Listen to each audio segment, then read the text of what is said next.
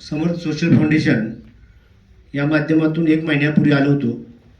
Training करत होतो आणि त्या दरम्यान माझी आई एक्सपायर झाली. तर मला काही ट्रेनिंगला थांबता आलं नाही आणि मी त्यानंतर 7 वाजता गेलो. एक दिवस करून घे. एक दिवस मी केले, दुसऱ्या दिवशी करायचं होतं पण तोच प्रसंग दुःखाचा घडला आणि मी निघून गेलो. या प्रोडक्टच्या माध्यमातून मला एकच सांगायचं आहे की हे प्रोडक्ट खूप छान आहे. आपल्याला मी ग्रुपवरही पाठवलं आहे. मला शुगर होती, आईचंही टेन्शन होतं, तरी पण माझी शुगर आता नॉर्मल झाली. 4.6 माझा HbA1 आलेला आहे आणि शुगर नॉर्मल आहे. मला कुठलाही त्रास होत नाही. स्वतःचा अनुभव मी स्वतः घेतल्याशिवाय मी दुसऱ्याला काय सांगणार. मी स्वतः अनुभव घ्या.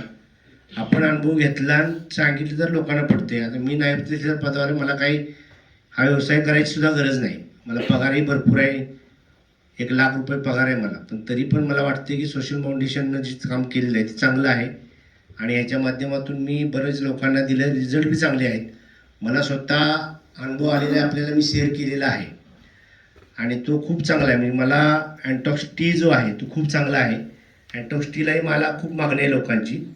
आज मी 10 प्रोडक्ट न्यायसाठी आलो खास, म्हणजे अँटॉक्स टीसाठी. मला काही तो बिझनेस करावा, म्हणजे बिझनेस समजून बिझनेस बी आहे, परंतु माझा तो उद्देश नाही आहे.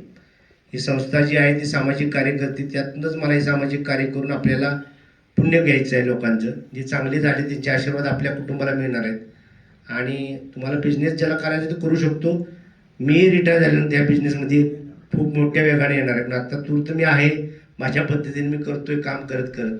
तरी मला लोक अटॅच आहेत भरपूर आणि आपणही करताय, चांगलं काम आहे आणि साहेबांच्या माध्यमातून मी आलेलो आहे आणि मी आत्तापर्यंत माझ्या माहितीप्रमाणे 1 महिन्यात 40 ते 50 प्रोडक्ट विकले असतील. म्हणजे काही मला माहीत नसताना लोकांनी मी 10-10, 20-20, 25-25 प्रोडक्ट घेतले, पण गेलेले आहेत प्रोडक्ट. असं काही शिल्लक राहत नाही. आज मी 10 न्यायला आलो आहे. बरेच आहेत आणि डॉक्टरपेक्षाही चांगलं प्रोडक्ट आहे. डॉक्टरांचं कसं आहे, आपण दवाखान्यात गेल्यानंतर त्याचं महत्त्व कळतं. तर माझे वडील मागच्या 2 वर्षापूर्वी खूप आजार होते, कोल्हापूरलाच होते, अंतर्गाव हॉस्पिटलला. मी 4.5 लाख रुपये करून त्यांना घालवून घरी नेलं. अजून ते आहेत, 95 आहे. साहेबांनी बघितलं ना, आणि आईचं 87 होतं. पण दवाखान्यात गेल्यानंतर आपण काही बघत नाही.